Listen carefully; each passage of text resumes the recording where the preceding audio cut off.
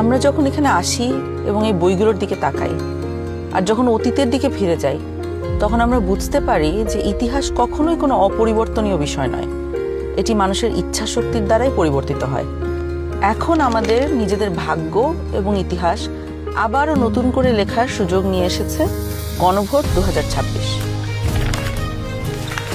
সবার মনে একটা প্রশ্ন, গণভোটটা আসলে কি? গণভোটটা হলো আসলে একটা ভবিষ্যৎ বাংলাদেশের ম্যাপ। ভবিষ্যৎ বাংলাদেশ থেকে আপনি কি চান আর কি চান না একজন নাগরিক হিসাবে, তার একটা খতিয়ান। আপনি কি এমন একটি বাংলাদেশ দেখতে চান যেখানে কেউ চাইলে 10 বছরের বেশি প্রধানমন্ত্রী থাকতে পারবে না?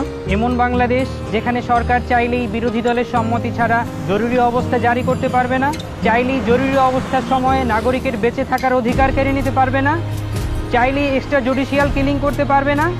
আপনি কি চান সংসদে একটি উচ্চকক্ষ থাকুক? দলগুলো ক্ষমতায় গিয়ে 2/3 সদস্যের জোরে যেন সংবিধান যেমন ইচ্ছে বদলে না ফেলতে পারে, এটা চান? সংবিধানের যে কোনো পরিবর্তন করতে হলে উচ্চকক্ষের সমর্থন লাগুক, এটা চান? সংবিধানের কিছু গুরুত্বপূর্ণ বিষয়ের পরিবর্তন আপনার মতামত ছাড়া কেউ করতে না পারুক, অর্থাৎ গণভোট ছাড়া সংবিধানের গুরুত্বপূর্ণ বিধানের কোনো পরিবর্তন সরকার যেন করতে না পারুক। আপনি কি চান তত্ত্বাবধায়ক সরকার কিভাবে তৈরি হবে এটা সরকারি দল এবং বিরোধী দল মিলেই ঠিক করুক?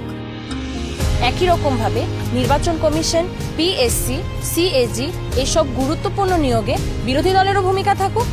আপনি কি চান সংসদে নারীদের প্রতিনিধিত্ব বাড়ুক? দেশের বিচার ব্যবস্থা সরকারের প্রভাব মুক্ত থেকে স্বাধীনভাবে কাজ করুক, যাতে আমাদের মতন সাধারণ মানুষ বিচার পেতে পারে? আপনি কি চান সব বিভাগীয় শহরে উচ্চ আদালত স্থাপন হোক?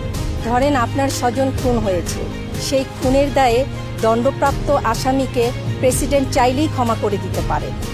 আপনি কি চান আপনি অর্থাৎ ক্ষতিগ্রস্ত পরিবারে অনুমতি ছাড়া রাষ্ট্রপতি এরকম কোনো অপরাধীকে ক্ষমা করতে না পারুক? আপনি কি চান যে আমাদের মৌলিক নাগরিক অধিকারের সংখ্যা বৃদ্ধি পাওয়া উচিত? যেমন ধরেন ইন্টারনেট পাওয়া, এটাকে একটা মৌলিক নাগরিক অধিকার হওয়া উচিত, যাতে ভবিষ্যতে আবারও কোনো খুনি সরকার এসে ইন্টারনেট বন্ধ করে আমাদের উপরে হত্যাযজ্ঞ না চালাতে পারে। রাষ্ট্রপতি এবং প্রধানমন্ত্রী ক্ষমতার মধ্যে ভারসাম্য বজায় থাকুক, এটা কি আপনি চান? বাংলাদেশের পাশাপাশি দেশের অন্যান্য জনগোষ্ঠীর ভাষার স্বীকৃতি পাক, এটা কি আপনি চান? আপনি যদি এই পরিবর্তনগুলো চান, আপনি যদি এই পরিবর্তনগুলো চান, তাহলে গণভোটে হাতে সিল মারুন। হাতে সিল মারুন। হাতে সিল মারুন। হাতে সিল মারুন। হেতে সিল মারুন।